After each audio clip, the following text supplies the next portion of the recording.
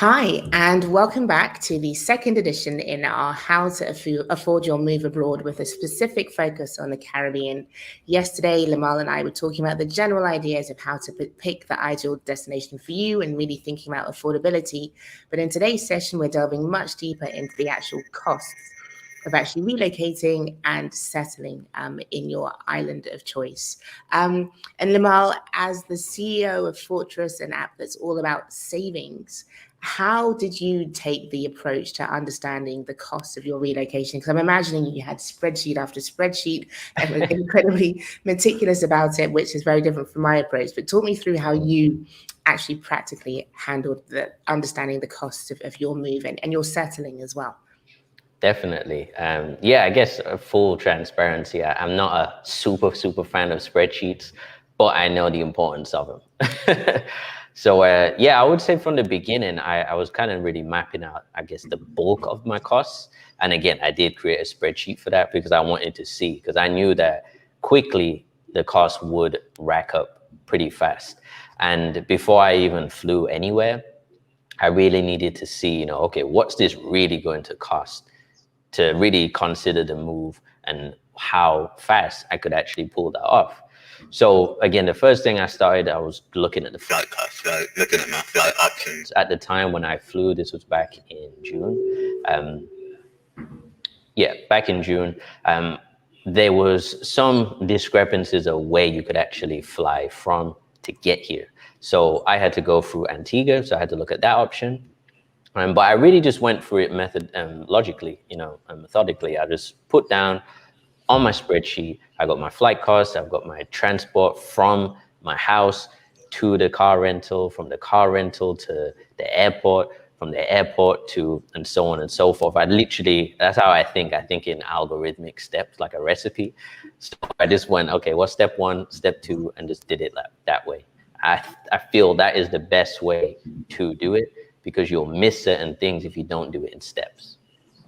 Yeah, absolutely. I think breaking it down can definitely make that feeling of this thing being overwhelming just much more manageable. And we've got a comment from Jay. Jay, thank you very much. And for anyone else watching, please make sure to add your comments and questions, and we'll do our best to kind of answer them as we go through.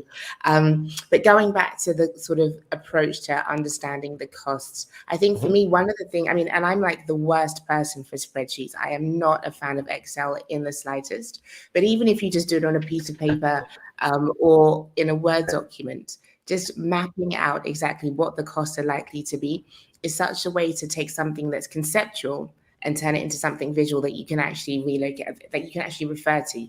Because I think the worst thing when it comes to actually getting the confidence to relocate is kind of taking that risk factor out of it, the uncertainty and the fear. And I think definitely in terms of affordability, once you actually see how the numbers stack up, even though it might be something that you want to put off because that's probably like the least glamorous part of relocating, actually having something concrete to work with then gives you the steps to then be able to say, okay, maybe the idea of living in a beachfront apartment, I might have to shift on that, but I can make compromises elsewhere. So definitely. 100%. So you dove into the sort of aspects of your flights, accommodation, etc. But in terms of the costs prior to moving, what did you identify those as being, and what do you encourage other people to look out for? Because actually there can quite be many costs that you incur or that you should start budgeting for long before you even think about flights, etc. Most definitely. That's a good point. So I've broken it down into sections. So when we're talking today, so I'm just looking at my notes if you see me guys looking across.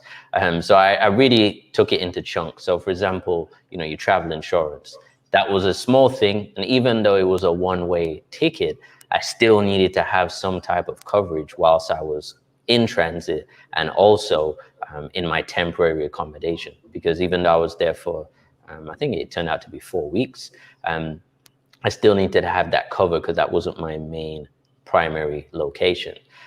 Of course, we talked about the flights, the entry fees, for certain countries that you may be going to, you might actually have an entry fee to actually arrive there. So that's something to bear in mind. Again, the COVID test, working out, okay, how much is going to cost me? Then what's my contingency, which we'll get to in a later episode. If I have to do another test, right? Then what's the cost of the test once I get to my location? I have to exit. You've got to literally think of every single step. And that's how I really approached it. I was thinking every single step that I'm going to go through from my apartment to the destination, right? How much cost am I going to incur in every single way? So one thing I would say is the packaging, which we'll get to, but just the primary cost in your country of origin, that's what you want to look at first. Also think about your current cost that you have and how that's going to play on top of the cost that you'll have coming up. And I'm conscious of some of the questions. I'm in Nevis, say it's in Nevis. Yeah, thank you.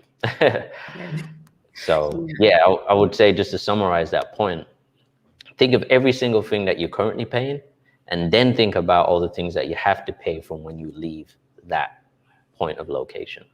Yeah, that's absolutely. The first one. Absolutely. And I think one of the ones that it's interesting to root back to is the whole travel insurance issue, because I know that there are multiple different options depending on you, how long you're traveling for, the size that you're traveling with, and the destinations that you intend to travel to. And I think one thing that's also useful for people to be aware of is that often your standard travel insurance might not cover for COVID-related illnesses, and obviously, given the prevalence of the issue, whatever your political or ethical stance on it is, making sure that you pay that extra, so that in the worst case scenario you can be covered, like your hospital costs can be covered, I think is definitely worth taking into consideration. I know some countries highly recommend, if not require, that aspect is included within your insurance prior to arriving. So definitely make sure that you kind of read all the fine print when it comes to the approvals that are needed prior to traveling. And also, I think one thing I haven't found the perfect solution on this, but I know that there is specific insurance available specifically for digital nomads, because often they are people who are going to be traveling for much longer periods of time than your typical vacation travel. So actually making sure that you do as much research as possible as to what the most appropriate level of cover for you is going to be is something that's really useful. So for me, I'm here for a significant chunk of time. I assume that annual insurance would make the most sense, because ideally I want to be able to travel to another island, or perhaps travel to West Africa, if that's possible. But actually, in doing my research, having annual insurance was going to cost me multiple times more than it would have just for single trip insurance. And probably because I have children as well, that adds another level of complication. So really making sure that you take the time to shop around and understand like what's going to be the best deal for you, and what's really going to cover your needs or your family's needs. Definitely. Yeah, that's worth doing some research into. So you ended up with single trip insurance. Is that what you have? That's right. Yeah, I think I had it for 4 weeks, just covered. Because like I said, I just needed it for the time of me traveling and being in a temporary location. Because I knew I would look at some options once I get here for more longer term options for me. One thing I was going to say on the back of what you said, definitely reading the small print. Because when I was getting my quotes, that was another thing. I was actually reading the small print text, which again, a lot of people don't do. They just look at the price and they say, okay, this covers me. But then when you actually read the text, you may not actually be covered for even some of the belongings that you have, depending on the scenario, right? So you really got to do your homework and really look at that. But then also I would say as well, say for example in the UK, when you get say maybe life insurance cover or life protection, sometimes you can actually have that employment cover as well. So again, once you get to your place of origin, and say for example, if you are already a citizen of that place, you can look at the insurance companies here and see what options they have in that space as well, because you might want to tie in life insurance as well as, you know, life protection and employment insurance too. Yeah, absolutely. And this is a question that I get asked pretty much on every instance that I deal with someone from the US, which is health insurance. How does that work? And obviously for us Brits, you know, we just have the NHS. We don't need to worry about that stuff. It's all free. But understanding the options that you have for health insurance when you're in the country that you're settling in, and depending on how long you plan to be there, that's definitely something worth factoring in. For example, in Grenada at the moment, we have just entered a curfew period where there's very limited movement, etc. But literally a day after it was announced, our Prime Minister announced that he was flying off to US for a health check, which shows you how bad the healthcare is, that the Prime Minister won't even have his health checked, let alone receive treatment. So I wish that I could say that healthcare, I mean, I've been to hospitals here. I was here while I was pregnant, and had the fortune to deal with some really amazing nurses and midwives. But I think just for peace of mind, in the case of a worst case scenario, you do definitely want to have the option to be treated elsewhere. And I know probably that might not be the case if you're in Barbados or in Trinidad, where the level of healthcare is much stronger. But for some of the smaller islands, having the option to have a health insurance package that will transport you overseas absolutely is something worth looking into. So whether it's approaching a local insurance broker or working with a larger firm, taking your time to do that research, perhaps even prior to moving, is something that I would highly recommend. And also, if you're someone with underlying health conditions, understanding what the cost of medication is going to be, understanding how much it's going to cost you to visit your health practitioner, is something that's really important, especially for Brits. I know that most folks tend to be Americans, and they completely understand that's normal. But for me, like, my daughter had an earache and I had to pay for her to go to the GP.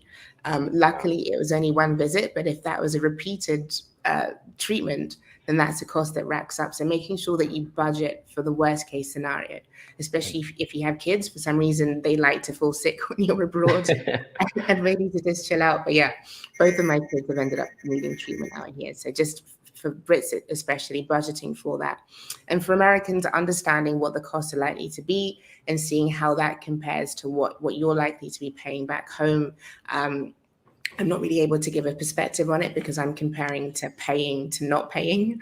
Yeah, delving into those costs, I think, really is a way of, again, understanding what you're working with, reducing the fear and uncertainty, and just, knowing what cards you're playing with is something that I would suggest. Most definitely. And I guess can't really add too much to that one. What's the health? I mean, do you have any understanding of what a healthcare offering is like in Nevis or St. Kitts? It's on my list of things to do. I'm going to be speaking to some insurance companies here. I guess one of the things is, just dealing with all that administration. You have to balance that. I know I am balancing that alongside my day-to-day work. So, just ticking off the list slowly. I'm not sure. I haven't been trying to rush to do every single task.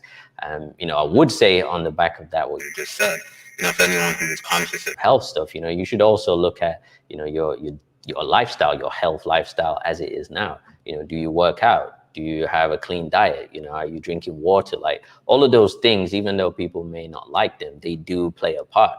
So make it a part of your lifestyle to limit your risk. And I guess that'll be something we'll talk about on the risk management episode as well.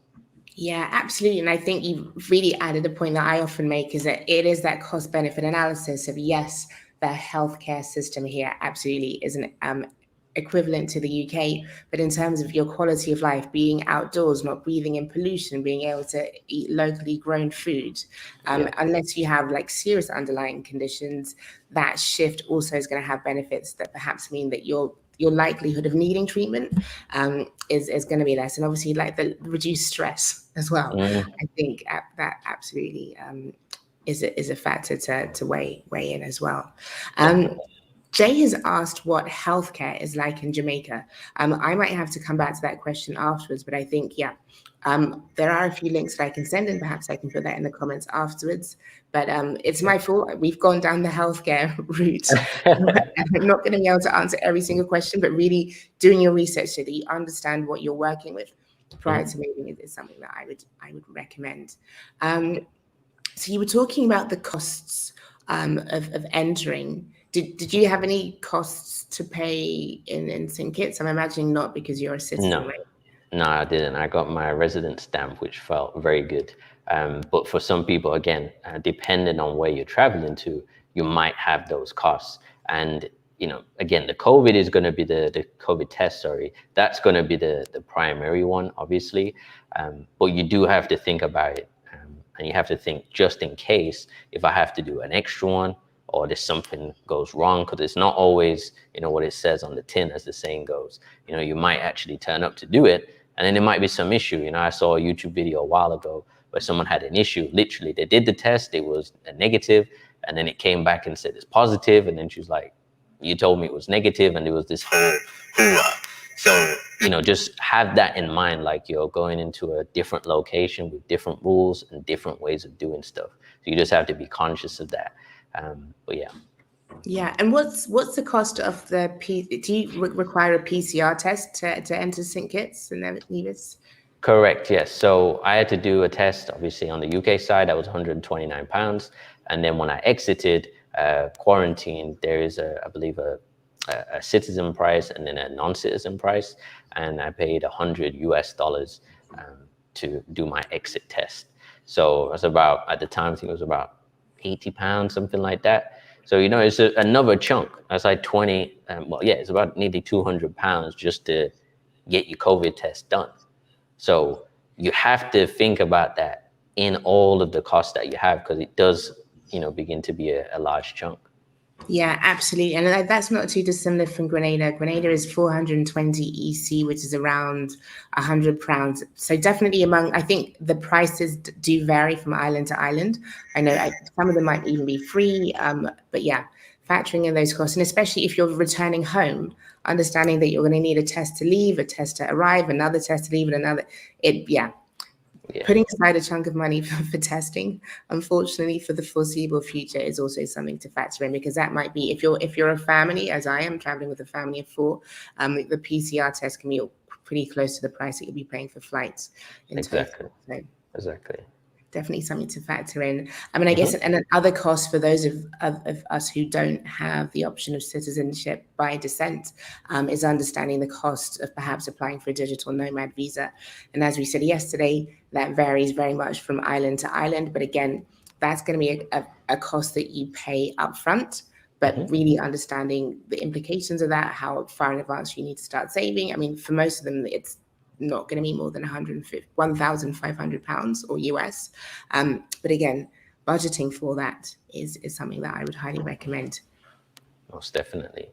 I'm just looking at my notes here just to make sure I covered everything on that section. Even just a small thing that I've got here, like, your luggage costs. So, for example, we've been in a lockdown for a while. You might not have traveled for a while. Sounds very trivial, but think about this, you buy new luggage, you could easily spend like £150 on 2 pieces.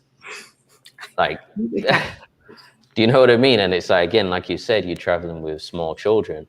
You start multiplying that by 2 or 3, 4, whatever the case may be, that racks up. So it's all those little things that you don't actually think about. But once you start paying for them and you're going down your long list, that's why I say get your spreadsheet out, overcome that fear of numbers or whatever, if you might have that, and write every single thing down. Even if you don't use all of them, just write down everything you can possibly think of, because that is a good exercise to help figure out how much is this really going to cost me.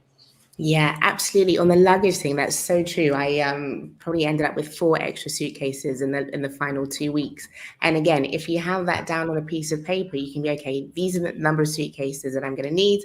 Perhaps I can find some secondhand ones on eBay rather than having to pay full whack. So absolutely. Planning in advance and understanding what you're working with, I highly recommend that, because it's those little things, those incidentals that rack up and stack up before you know it, you're multiple figures in. Most definitely. So yeah, that's one thing I wanted to chuck in there. Fantastic. And I think one of the things I mentioned yesterday was for those who are moving for a longer period of time and perhaps transporting household goods, really taking the time to understand what your likely costs are when it comes to shipping, the cost of working with a broker here in the UK and in your country of arrival. And also, if you can, trying to understand what the import fees are likely to be, the duties. Obviously, we all know the horror stories in the Caribbean of how often you're just working with whatever's decided on the day. But I think the more research that you can do to have a ballpark figure of what you're likely to be working with at least gives you a leg to stand on if you do have to negotiate on the day in person. But one trick that I would highly recommend is don't go to the port. If you have someone who is local, who has an accent that's different to yours, that just sounds authentic, that can often be a way of saving like a good chunk of money, because that's what I ended up having to do. I think as a woman going to the port on my own with my accent, that was sort of an invitation for perhaps a few zeros to be added to my bill. I asked an uncle and a friend to go for me. So that's, yeah. It helps. And there's also like companies that literally deal with the logistics. So I mentioned to you before, I'm just still waiting to get my computer chair.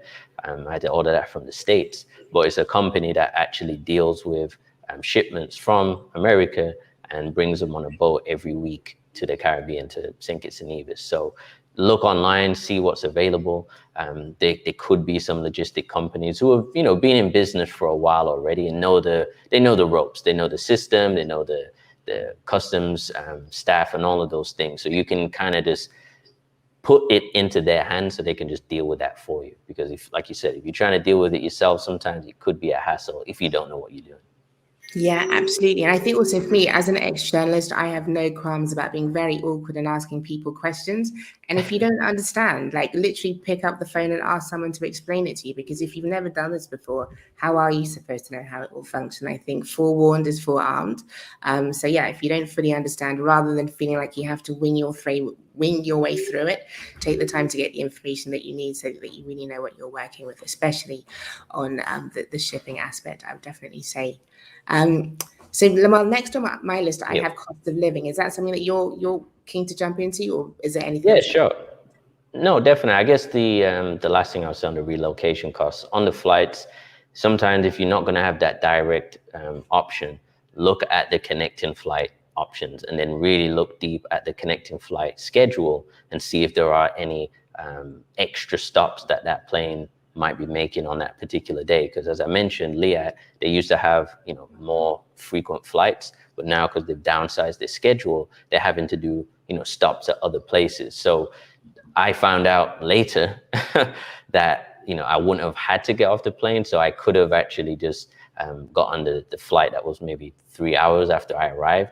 But I ended up getting the flight the next day because that information wasn't transferred to me. So just bear those things in mind. And again, ask as many questions as you can, send some emails and see what you can get back. That's what I did.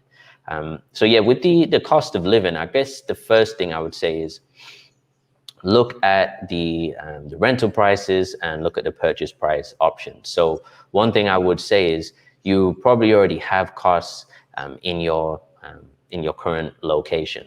So think about what you're already comfortable paying in your current location, because it doesn't really make logical sense or financial sense to say, hey, I'm moving, let me just upgrade by 500 or £1,000. Like no one really does that. You know what I mean? It's like you're going to look at something that's more similar to the current budget and expense list that you have now. So once you do that, you've got an idea then, okay, well, I can get this for my money. I may be able to go to this area that's maybe has better views or better amenities close by, or it's furnished, right? You could start looking at all those options. As I mentioned, the purchase market, the actual real estate market, that will dictate to you kind of what the cost of living is going to be. For example, here where I'm at, I'm not sure what it would be for everyone else, but I saw a listing today, a one bedroom property on 1 acre of land was like $100,000 US. Now, again, in pounds, that's going to cost you maybe, let's say, around £75,000. You could probably get a 2-bedroom, maybe 3-bedroom terrace house. But you can then see that, okay, well, my money is going to go a different direction because I'm going to get an acre of land. So start looking at the property market for sale, and then you can see how much you can get for your money. We talked about it briefly yesterday. If you're renting first, whether it's Airbnb, do that first.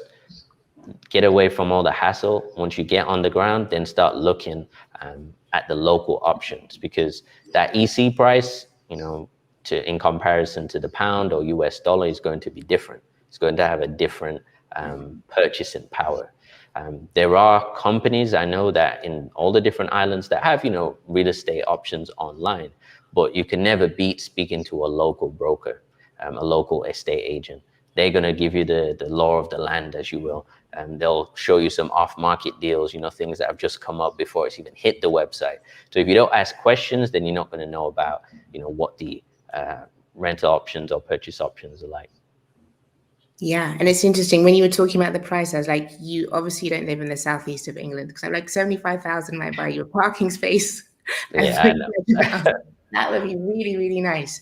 Yeah. But I also think that is a thing of really taking the time in advance to do that research, because say 1,500 a month, what you get at least in Grenada, certain areas of Grenada, understanding what you would pay in the southeast compared to what you get here. Quite often you'll see that it's not great value for money.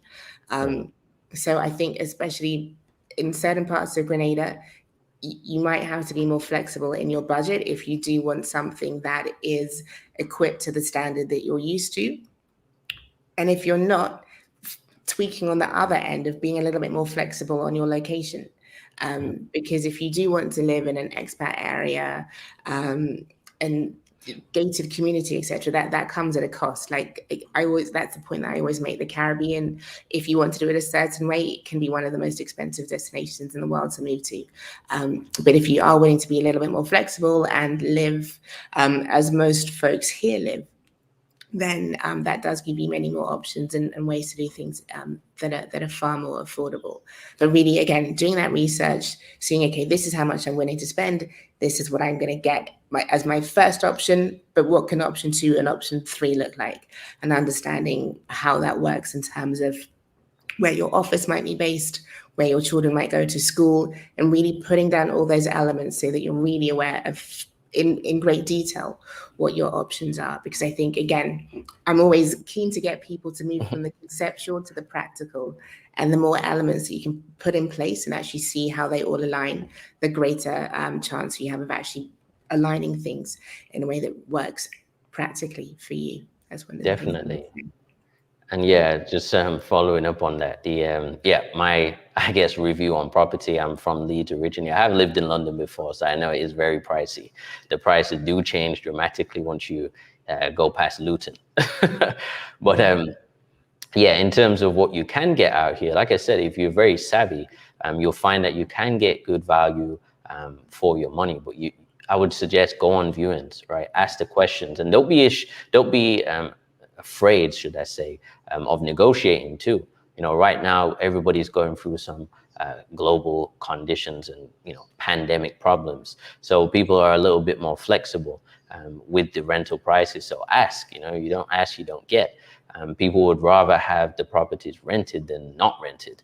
So if you can make a fair offer, you might actually get lucky, and again, in this time, save yourself a few £100 a month or a few thousand on a purchase price. Yeah, absolutely. That's something that I'd highly recommend. And also, if you do happen to be in an Airbnb and you've booked to stay for a few weeks or a few months, and you know that you would ideally want to be there longer term, I think quite often landlords are willing to negotiate when they know that they just have those bookings confirmed for another 6 months or 12 months. So absolutely, again, as you say, don't be afraid to negotiate, because unfortunately, these are difficult times and people need to earn money. So working with that reality can be useful. And we have a point from Brian talking about Grand Bahama Island. Thank you for that tip. Maybe we can go have a little reconnaissance mission to check that out. But yeah, definitely good to hear that the Bahamas represented here. So that's great. Fantastic.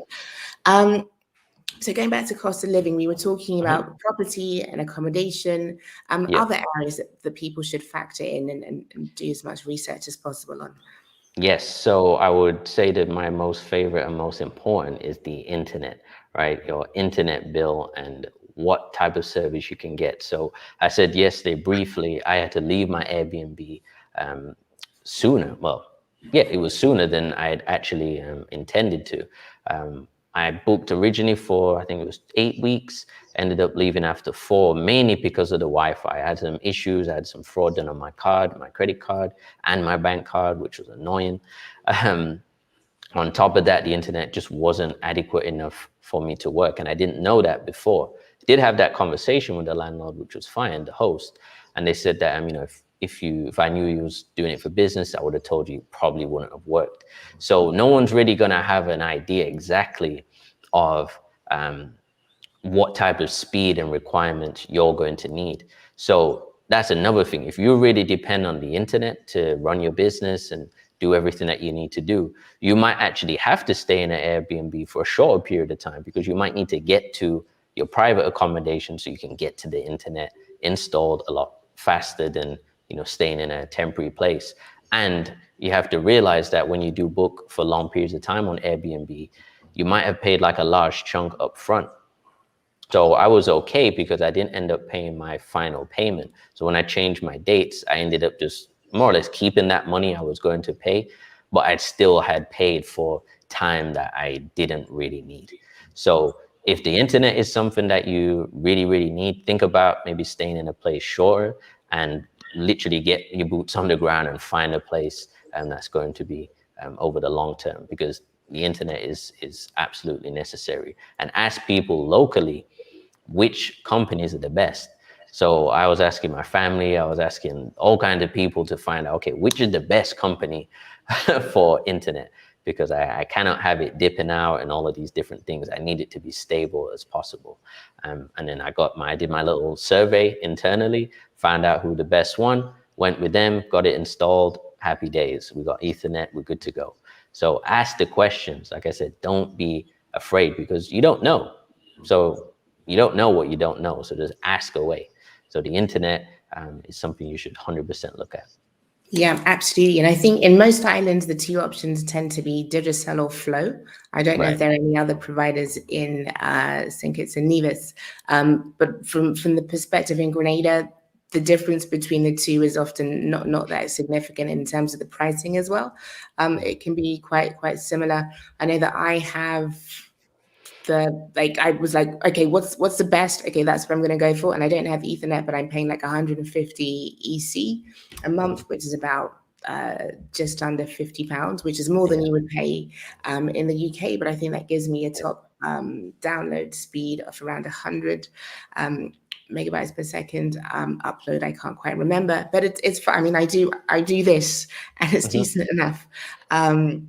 And I think one of the things also to understand is that if you are not a local citizen, that quite often they'll ask you to pay a deposit when it comes to registering. So I think the first time that I got internet installed here in 2014, before I had my Grenadian passport, I had to put down a 350 EC deposit just as security to check that I wasn't going to run off and leave bills unpaid.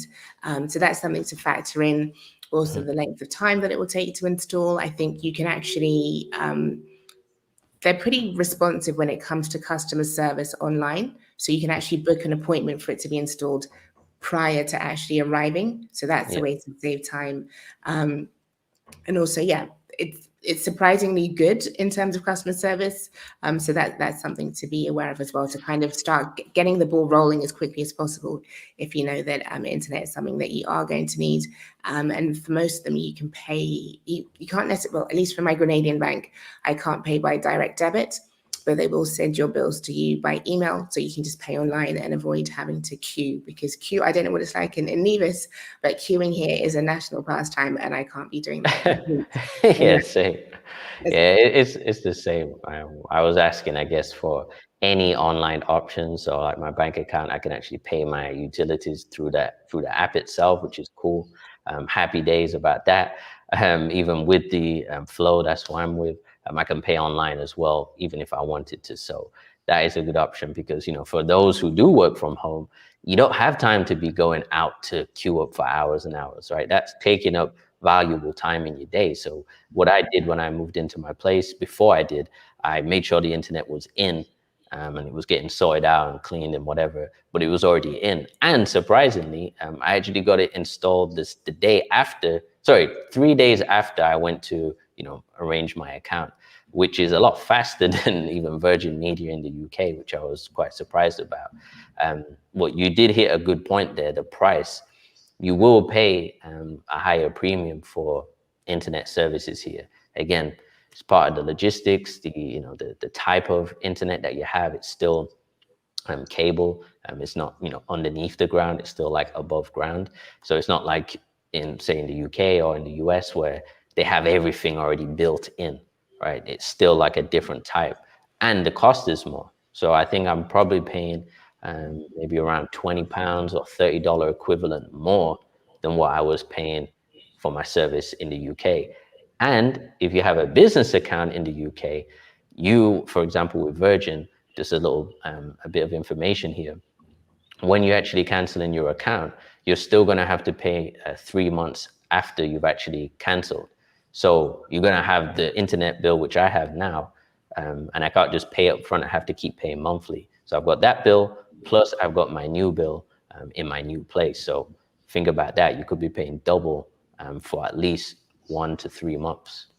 Yeah, absolutely. And I don't know if there's anything else that you wanted to add on cost of living, but I think that's quite a handy segue into the ongoing expenses, because Right. I think that's something that folks often think, okay, I'm moving to Belize. These are my costs in Belize. This is the relocation cost, but actually there might still be ongoing costs that you have in your country of origin, whether it's the UK, Canada, or the US. So if there's anything on cost of living, please add that in. But if we can move to ongoing expenses as well, talk to us a little bit about that, how to really understand the ins and outs of your recurring expenses. Most definitely. I guess the final thing I would say on that one was food. I think we touched on it briefly, so I don't want to labor the point, but just bearing in mind that, the purchasing power that you have in your new place in the Caribbean, you might not get the same amount of value, like you would go to a Aldi or Lidl or, Waitrose or wherever you shop, right? You're not going to get the same amount of quantity for the exact same amount of money. Because of the logistics, because of importation, those prices are kind of factored in. So you'll find that even the quantity sizes of packaging, right, it's going to be smaller. You're not getting Costco level size products. Do you know what I mean? So think about going to the local farmers and get stuff in bulk, because if you are purchasing small amounts, I could buy, 4 packs of granola and it's only maybe 500 grams. After a week and a half, that's probably gone. So think about just buying, 10 to 15. That's what I like to do. Buy in bulk so I don't have to waste time going to the shop. So that's what I would say on the food. On the ongoing expenses, moving on, like I just said, with your existing contracts, you might already have utilities like mobile phone contract, car finance, credit card bills, right? So you might not have all the capital to just pay everything off in one chunk. You might still have to pay certain things on a monthly basis. So if you don't factor that in to the cost that you've got in the new place, you're going to get some surprises month by month. So if you're not really aware of all your financial obligations, it will hit you, because you'll be like, oh man, I forgot about that. Because what you'll find is you're in a new place, you're like, oh yeah, I'm focusing on everything here. And then you might get a message saying, oh, you haven't paid that. And it's like, oh my gosh, I haven't, you've forgotten, right? So think about that, because that's something that you can run into. Things like, I've got down here a mortgage, right? Think about if you're going to sell your property or you're going to rent it out. That's not something that you can really just dance around. It's a long-term commitment. So have that real plan of action before you move regarding property. If you've got something that's long-standing. If you're in a rental accommodation, it's not as bad. You give your notice and you can leave. But if you've got an actual property that you have a mortgage on, that's going to be different. I've even got down here medicine costs. You touched on it briefly, Zoe, but you might be able to get certain medicine in the UK or the US that you might not be able to get over here. So if you really need that, I'm going to go back to my friend DHL. You're going to have to pay that express fee to make sure you get it, because you're not going to sit and wait for a package to come, 3 weeks when it's medicine, right? You might have to actually get, and I don't even know the specifics, so I don't have that, but the specifics on actually transporting medicine. There may be some, jurisdiction issues with that too that you'd have to look at. So just try and really think like 3 and 4 steps ahead of anything that could potentially creep up.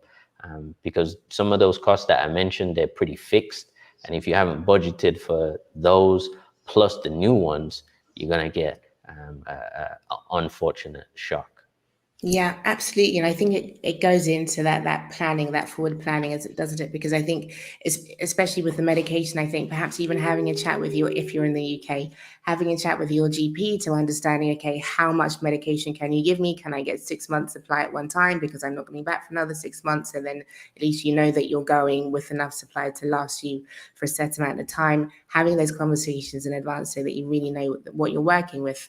I'm probably going to sound like a stuck record, but really, again, unpick all those elements so you just know what you're working with.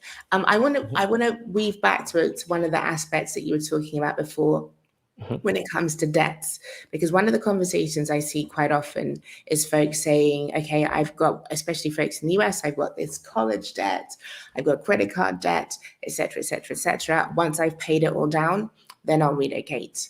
Obviously, everyone is different. Everyone's openness to risk is development. Everyone's understanding of how comfortable they feel with debt is different. But what advice would you give to the average person who feels like I can't move abroad because I've got debt, whether it's university debt or credit card debt? What would you say on that? I'll give my opinion afterwards, but yeah, let me know your stance. Yeah, sure. I mean, that's one where I could even talk about Fortrese in that sense, where anybody who uses our mobile app and our main product for savings, they go through a risk management set of questions, and that tells us their capability of paying for things over time. And we have to do that as fiduciaries, because we have to make sure that we're putting people into a product that they can actually afford. So we even have, like, for example, the financial literacy quiz. So if you're not the best with money, you can actually do a quiz and get an actual score, collect coins. They're, I would say, tokens, if you will. They don't have any monetary value yet, but you can get tokens and see how many points that you actually got of all the questions that you did, because it can tell you something about your knowledge of finances. So people who are, a bit more cautious and they're like, I need to pay my debt up first, that would tell me straight away that their relationship with money, I guess, is more transactional, meaning that they're thinking, okay, I can only do this until I've done this. But with finance, it's about paying for things over long periods of time. That's credit. You have to show lenders that you can actually maintain those payments over long periods of time. That's how you build your credit. That's how you get a higher credit score. So if that's your case, I would definitely say you would need to do a bit more education, I would say, around financial literacy. Maybe do some courses, refresh yourself, and get some new information. Because, I'll say this, in the finance industry, most of it does involve a lot of debt, whether that's, startups, they're taking on debt with investment, right? Depending on how they structure the deal. In the lending market, right? They've been loaning and given so much money out into the public markets, private markets as well, for months now. So debt is just a part of finance. It's not something that you should be scared of. It's not something that you should run away from, but you should understand it. Because if you've got a degree and you've got college debt, for example, for people in the States, did you have a one-on-one with anyone about the financial implications of that degree before you got it? Probably not. 9 out of 10 people say, no, I just did the application. I went to university, I applied for my finance, and voila, now I've got my piece of paper, but I've got this ton of debt, right? And that is a big financial obligation, more so than people in the UK, right? You're going from a low 5-figure fee to like high 6 figures for some people in the States. But you didn't have that conversation. So you're going to have to really think about, do I know enough about money, finance, credit, debt, investments? Do I know enough? Because if you know more, then you'll make more strategic decisions. And last point on that is confidence comes from knowing what you're doing. So like a person who said that, I need to pay off my debt first, that tells me that they don't have enough confidence with money because they don't know enough about it. So I would say get educated and make informed decisions. I really like that advice. I think, again, it's that certainty, understanding the playing field, because absolutely, if finance is a factor that is going to come into play as to whether you feel comfortable with moving or not, taking the time to get as educated as possible so that you can move and not to feel a sense of dread of thinking, can I afford this? Can I afford that? It's going to make such a difference. And if you haven't done it up until now, what a perfect place, or what a perfect point in time to actually get that knowledge when you're starting in your life overseas. Absolutely. And I would say too, like, obviously I'm not going to advise anyone to take one stance or the other, but I think also perhaps factoring your age. Do you, for me personally, I wasn't willing to wait until I retired to move to the Caribbean, because I've seen so many people do that. And by the time you retire, your health risks are higher. Your need for very solid healthcare is much greater than it is in your 30s and 40s. So I guess for everyone, like weighing up those elements. And I think also when it comes to really understanding what your debt burden looks like, understanding again what your likely income and expenditure is going to be in your destination can be a way to see perhaps moving to a particular island in a particular setting, your outgoings might be much lower. So then you're then able to service your debts much at a higher rate. So perhaps even moving to, say, somewhere like Belize or Suriname or Guyana might be a way that you can actually have a good quality of life and still pay down your debt quicker than you would have been able to when you were based in the UK, paying £2,000 a month on rent, or that sort of thing. So really understanding all of those elements, understanding what the full picture looks like, can be a way to kind of really get a better understanding of what those options really are, rather than just feeling fear and obligation and dread about existing figures. Yeah, because you don't want to really live, this final point on that, I guess, you don't want to live with that over your head. And it really comes down to people's risk tolerance. In investing, they say you have a certain time horizon. So you have a certain amount of years that you will be investing and, trying to grow your income over a period of time. So if you're someone who's a millennial in your 30s, late 20s, let's say, you're going to have maybe 50, 60 years of in your time horizon, that period of time that you'll be investing in things and trying stuff, etc. So your risk tolerance is going to change, like you said, depending on your age. So I always would, advise people, if you don't know too much about finance, then just go and read as much as you can and do some courses that can give you the information. Because once you start to change your perspective and your viewpoint on money, then your life can drastically change in a positive way. But you've got to get the education, right? If you don't know, go learn. That's what I would always say. Absolutely. Great advice. Really, really good advice. And then just coming towards the end, if folks have any questions, please do drop them in the comments and we'll try and answer them now. But one of the things that I'm really keen to folks to start thinking about is unexpected costs. And there's some unexpected, who was it? You have known knowns and known unknowns, some US politicians. But what are some of the known unknowns that folks should perhaps start thinking about when it comes to, so either relocating or their new life in their Caribbean island of choice? For me, the one that I would encourage folks to think about, and it's not massive, but it's just a cost that you probably wouldn't have encountered, especially if you're from the UK, are the banking charges. So understanding the fees that your bank is likely to charge you, whether it's for processing a check or even just having a bank account, understanding that there are going to be monthly amounts that come out whether you use your account or not. It's probably not sufficient enough to stress you out, but just to understand why your bank balance might be diminishing, that's something to be aware of, because it does function in a different way to the UK.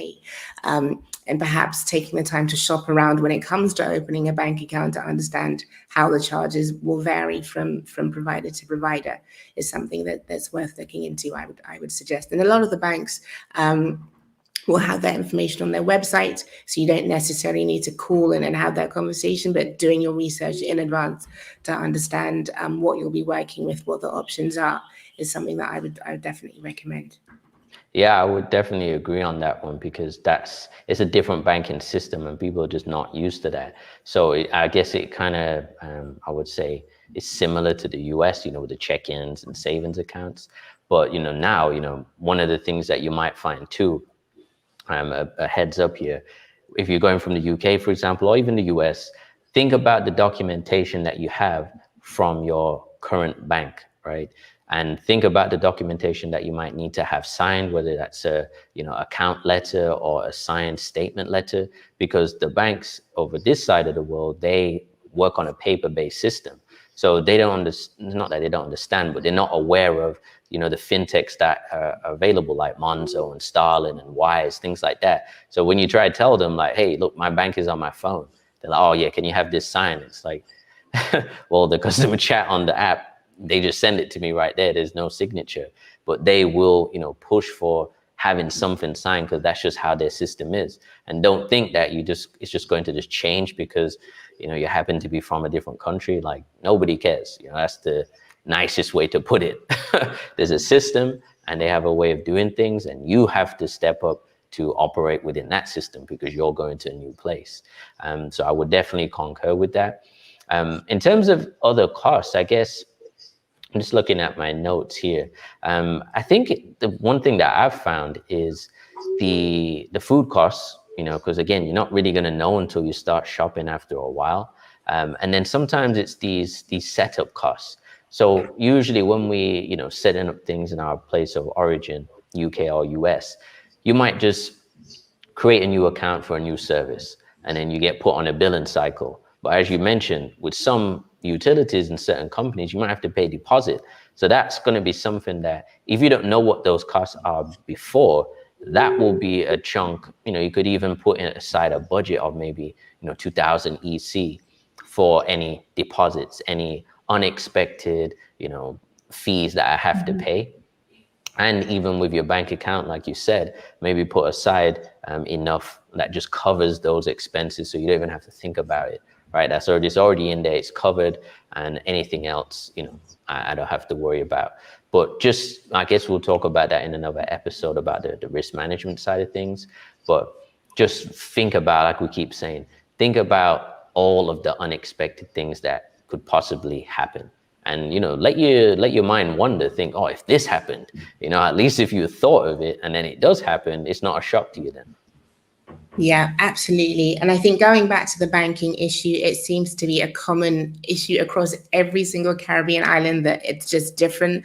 And I think that's partly the consequences of money laundering and legislation that was introduced post 9/11. So it's not that folks are trying to be difficult. It's just as islands that are dependent on correspondent banks in the US, they're kind of under the thumb as to all the checks and criteria that they go through when it comes to approving people. So it's not just about being backwards or ignorant. It's kind of out of their hands as to how they process things. But I remember trying to open a bank account here in 2014, 2015, and being told that I needed a letter of recommendation from my bank. And I was like, no one in my bank knows me. This is even before the days of Monzo.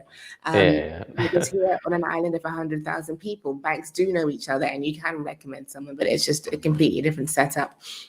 So I think that's actually why I ended up applying for my passport, is because as a citizen, the number of checks that I needed to go through were far lower than as a foreigner, as a Brit. Of course. And what I also ended up doing was choosing a bank, it's a bank here called Cooperative Bank, that's locally owned and very much focused on the diaspora, and had less documentation needed in order to apply. So that could be a strategy that could work for other people in other islands. So rather than going for an international bank that has many levels of criteria, you could perhaps even try opening an account with a credit union.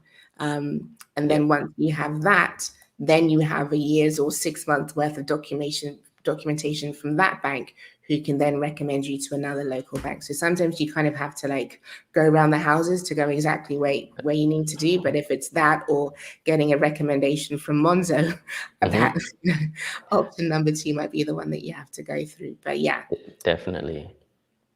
And I was going to say, I guess, final point on that, for anyone who, you know, maybe in the States or the UK, think of companies like Revolut or Wise. So, because you'll find that using different cards that are not from here, you're going to start to incur the fees. So you might actually have a certain amount, let's say £200 or $250, that you can take out cash that's, you know, not going to be charged. But once you've hit that threshold of your account back home, then you're going to start getting hit with those 2%, 3% charges for taking cash out or using the card. So I found using my Wise account, and that was the lowest one for fees. So when I was purchasing stuff, it was actually a lot cheaper than my credit card, right? So the Forex charges were a lot more on my credit card, which I didn't really use.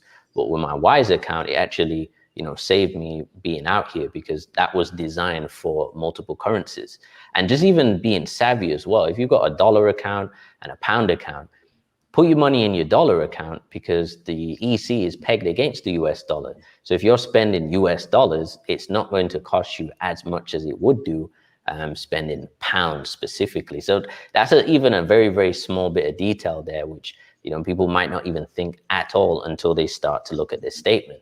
And when I switched, I was like, oh man, I'm actually saving some money here, right? Because I was thinking, all right, I don't want to be hit with these crazy fees. So just think of that too. Yeah, absolutely. I highly recommend Wise to everyone who's going to be out here for a foreseeable amount of time. I remember when I lived here in 2015, going back, looking at my statements and understanding how much that 2 and 3% charge adds up to over a 6-month period. It's like, that could have been a few nice dinners.